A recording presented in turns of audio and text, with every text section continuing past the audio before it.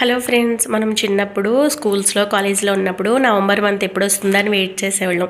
ఎందుకో చెప్పండి, అప్పుడే కదా మళ్ళీ పిక్నిక్స్కి తీసుకెళ్లేవారు. పైగా మళ్ళీ ఏ కేటగిరీ వాళ్ళు ఉన్నప్పుడు వనభోజనాలకు కూడా అందరూ గ్యాదర్ అయ్యేవాళ్ళం.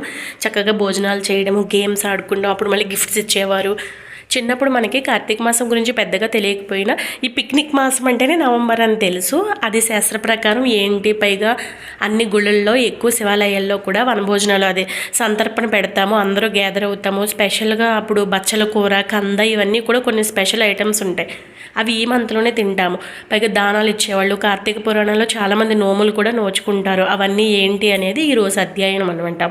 ఈరోజు 5వ అధ్యయనంలో ఇలా వనభోజనాల ప్రత్యేకత ఏంటి, అసలు ఎందుకు తినాలి, దాని వెనకాల ఉన్న స్టోరీ. ఎందుకంటే ప్రతి ఒక్క హెడ్డింగ్కి కూడా ఒక స్టోరీ అనేది ఉంటుంది. అది ఎలా వచ్చింది ఏంటి అనేది ఈ డిస్క్రిప్షన్లో లింక్ ఇస్తాను, చూడండి. Thank you for watching. అలాగే మీకు ఈ వీడియోస్ నచ్చినట్టయితే సబ్స్క్రైబ్ చేసుకోండి. అలాగే ఇన్స్టాగ్రామ్ కూడా ఫాలో అవ్వండి.